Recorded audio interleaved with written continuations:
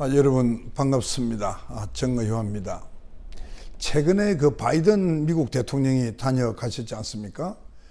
그때 두 정상께서 공동 기자회견을 하였는데요.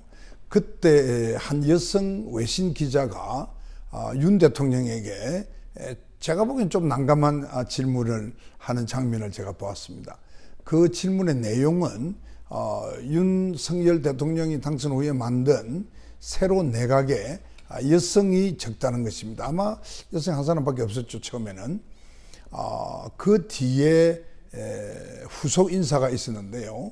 그 후속 인사에서는 교육부 장관, 보건복지부 장관, 그리고 식의약청장, 그리고 이제 어제는 그 특허청장에도 이인실 한국 여성 발명 협회 회장을 임명했습니다. 그러니까 모두 다 여성으로 한 것이죠. 윤석열 대통령은 29일 공개된 CNN과의 그 인터뷰 2부가 보도가 됐는데, 그걸 보니까 여성에게 공정한 정책을 추구해서 향후에 더 많은 기회를 여성에게 주자는 게 자신의 계획이다, 이렇게 밝혔다고 합니다.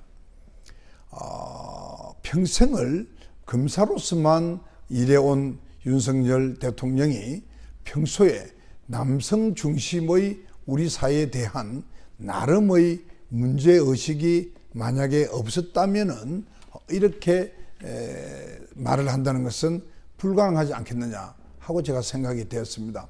저는 우리 대통령께서 이 시대에 꼭 필요한 이러한 매력적인 인식에 대해서 놀라움을 금치 못했습니다. 아주 기뻤습니다.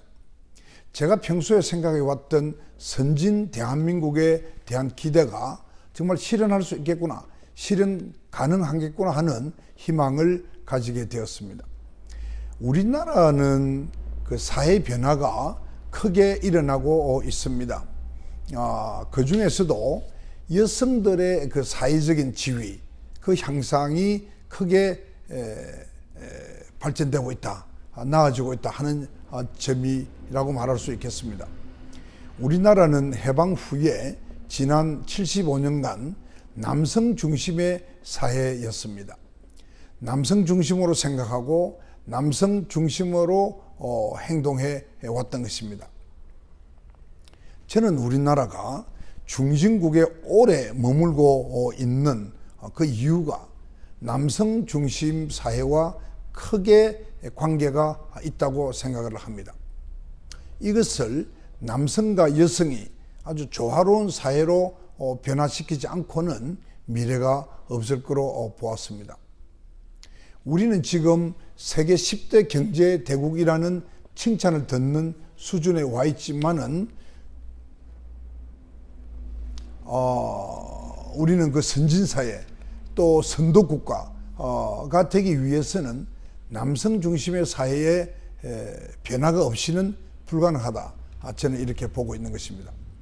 그 변화는 여성들이 보다 존중받고 여성들의 사회 활동이 보다 활발해지고 여성들을 위한 일자리가 또 많이 생기고 아울러서 그 남성들의 공격성이나 또 통제, 결단력 같은 그런 어떤 남성적인 가치보다는 배려한다거나 상호 협력한다거나 인내한다거나 서로 공감하는 것과 같은 그런 여성적 가치에 충실해지는 노력을 할 때에 가능해질 것이라고 저는 생각을 하고 있습니다.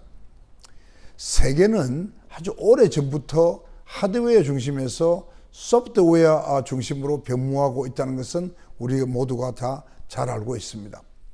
이런 시대의 변화에 발맞추어서 대립이나 투쟁보다는 대화와 타협, 그리고 서로 절충하고 협력을 중시하는 그런 여성성, 또 경청하고 나눔과 돌봄의 정신이 충만한 그런 여성적 특성이 자리 잡은 조직 문화가 요구되는 그런 사회로 전환하고 있습니다.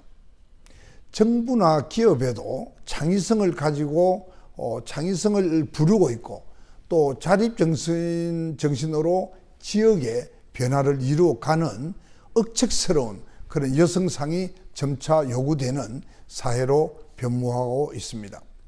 이런 변화가 선진국 경제로 비약적으로 발전할 수 있는 계기가 될 것입니다.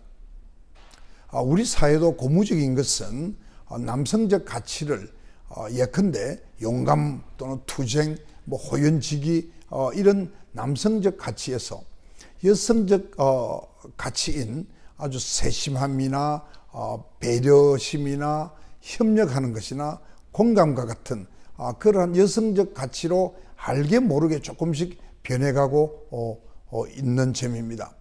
그러나 저는 욕심이 좀 많아서 그런지 모르겠습니다만 좀 더 가속도를 낼 필요가 있다. 좀 더 속도를 낼 필요가 있다. 이렇게 생각을 합니다.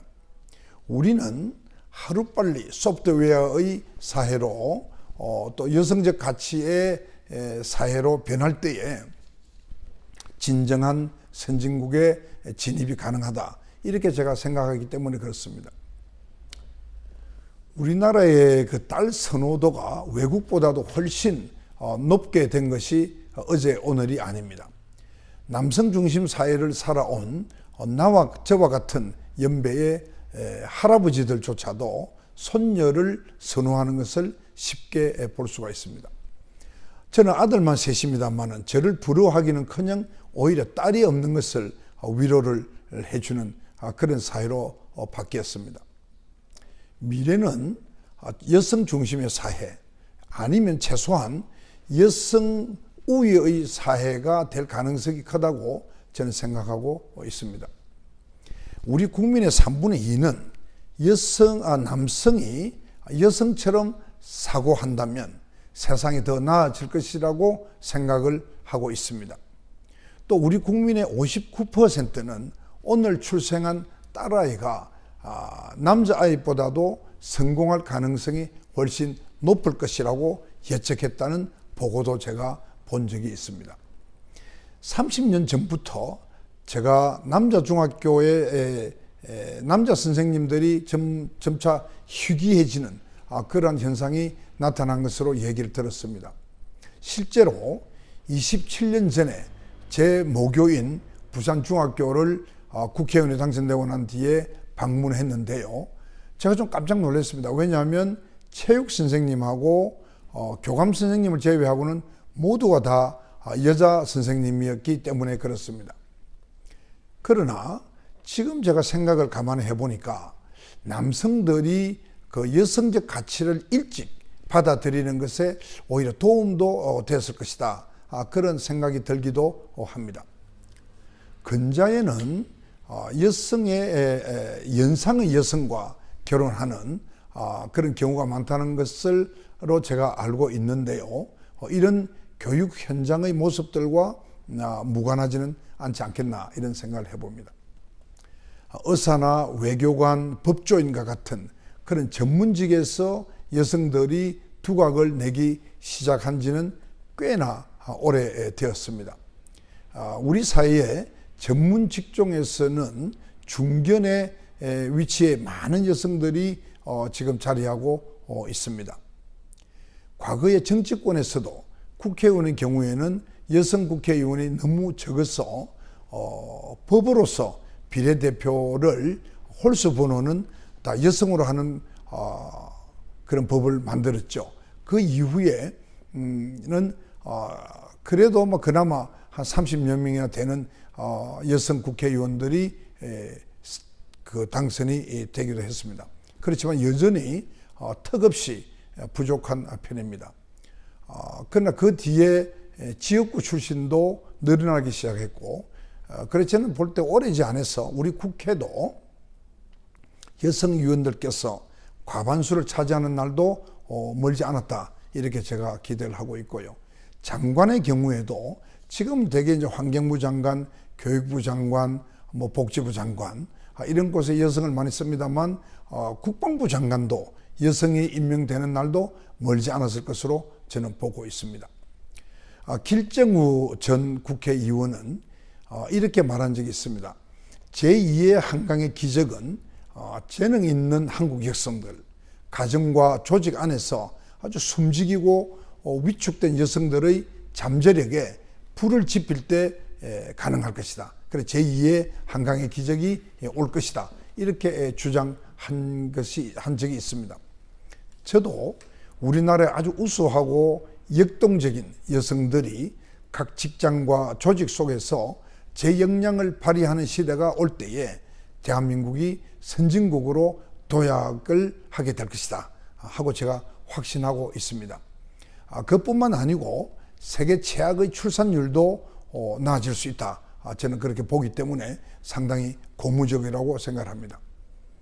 그리고 우리나라가 선진국을 앞당기고 선도국가가 될 수 있게 될 것입니다. 저는 이 모든 것이 여성이 상당 우위를 점하는 또는 남성과 여성의 어떤 한 곳에 치우치기보다는 서로 조화롭게 균형을 이루는 그런 사회가 될 때에 저는 우리나라가 선진국을 앞당기고 선도국가가 될 수 있다. 이렇게 제가 보는 겁니다. 맥켄지 컨설트 등 세계적으로 권위 있는 기관들의 그 연구 보고서를 보면 기업의 임원진에 여성의 비중이 높을수록 그 회사의 생산성이 높아지고 아주 회사 경영이 투명해지고 또 부정부패가 줄어든다고 하는 보고가 많습니다. 우리 사회의 문제는 남성 위주의 기업이나 단체 또 남성이 주도하는 조직 문화에는 많은 문제가 있다는 것을 인정하지 않을 수가 없을 것입니다. 우리도 정치, 행정부, 기업에 여성의 참여 기회를 대폭 늘리는 그런 노력을 해야 한다고 제가 주장하고 있는 것입니다. 양성평등 지수라는 것이 있는데요. 이 양성평등 지수에서도 우리나라는 최하위급에 속합니다. 이 결과를 역으로 생각을 해보면 양성평등 지수를 높이기만 하면 조금만 올리기만 해도 우리의 미래는 금방 갑자기 열릴 수 있다 하는 사실을 말해주는 것일 수도 있다. 제가 이렇게 생각합니다. 우리나라 여성들의 그 우수한 두뇌를 가진 여성들은 여러분도 아시겠지만 많이 있습니다. 지금 그래서 우수한 우리 한국 여성들이 많이 해외로 나가고 있지 않습니까? 저는 그분들이 돌아와서 일자리와 결혼할 만한 적당한 것이 없어서 해외에 주저앉고 해외에서 국제 결혼하는 것을 보고 늘 제가 안타깝게 생각을 하고 있습니다. 바로 여기에 우리 여성적인 가치가 우리나라, 우리 사회 각 분야에 널리 반영되고 자리 잡을 수 있도록 우리 사회는 크게 발전하게 될 것입니다. 여성적 가치로의 전환이 요구되는 그런 시대라는 것입니다. 요즘 젠더 갈등 이야기가 있는 것으로 제가 알고 있는데요. 남성과 여성은 제로섬 게임이 아닙니다. 남성들은 여성들만큼이나 다른 사람을 잘 돌볼 수가 있고요. 또 여성들은 남성만큼이나 분석적이고 적극적일 수가 있습니다. 그래서 제가 살아보니까 세상은 조화와 균형이 가장 중요합니다. 저는 이 점에 있어서도 조화와 균형이 필요하다고 보는 것입니다. 여성적 가치로의 전환은 남성과 여성의 문제 해결 가능성을 확대시켜서 더 좋은 삶을 알게 해주는 자연스러운 조화인 것입니다. 경제적인 지위나 삶의 질과 같은 그런 거시적인 측면과 또 거기에 관련되는 통계를 비교해 보면 여성적인 가치와 남성적 가치를 균형 잡힌 방법으로 활용하는 그런 사회가 GDP뿐만 아니고 삶의 질이 훨씬 더 높다는 것을 발견할 수가 있습니다. 최근에 국민의힘의 그 윤희숙 국회의원이 보여준 그 전문가적인 식견, 그리고 아버지의 부동산 투기 의혹이 제기되었을 때 보여준 그 당당함, 그리고 자기 희생적인 모습을 보았을 것입니다. 또 최근에 금수완박법 때 더불어민주당이 안건조직위원회를 무력화하려고 편법을 동원할 때 보여주셨던 양향자 의원의 그 소신, 또 지방선거를 앞두고 최근에 박지현 더불어민주당의 공동선거대책위원장의 그 정의감에 불타는 청년 정치인다운 아주 소신 있고 진솔한 그 발언과 태도, 그리고 경기도지사에 도전해서 박빙의 여론조사 속에서도 미소를 잃지 않고 최선을 다하는 우리 국힘의 김은혜 의원의 그 훈훈함, 이런 것들을 여느 남성 의원들의 그 비굴함과 또 저속함과 비교를 해보면 현격한 차이의 아주 품격 높은 정치인의 모습을 보여주고 있습니다. 그래서 저는 선배 국회의원의 한 사람으로서 우리 정치의 미래와 희망을 이분들을 통해서 볼 수 있다 하고 말씀드리고자 하는 겁니다. 가장 기본적이고 상징적인 사안에서 틀린 것은 틀렸다고 말하고, 그렇게 말하지 못하고 또 인정할 것은 인정하지도 못하는 그런 대부분의 남성 정치인들에 비해서 할 말을 다 하는 당당한 여성 의원들을 보면서 우리나라 정치의 미래가 밝다고 확신하지 않을 수 있겠습니까, 여러분? 저는 각 정당에서는 이런 여성들을 많이 발굴하는 것을 할 것을 권하고 싶습니다. 이런 올바르고 아주 소신 있는 그런 개인의 영달을 위해서 자존심을 버리지 않는 그런 여성 국회의원들이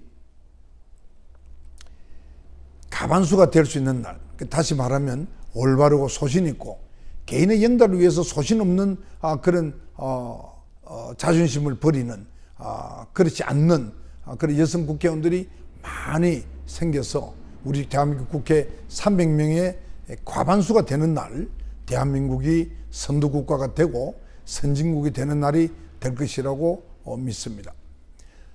남성들도 진보적 시각에서건 또는 보수적인 시각에서건 대한민국의 현재를 바로잡고 또 세계에서 가장 존경받는 미래 대한민국을 위해서 정치를 시작하셨다고 한다면 결정적인 순간에 변명과 침묵으로 뒷전에 숨을 것이 아니라 지도부의 눈치와 개인의 영달을 위해서 비겁하게 행동하지 말고 당당해지기를 부탁을 드리고 싶습니다.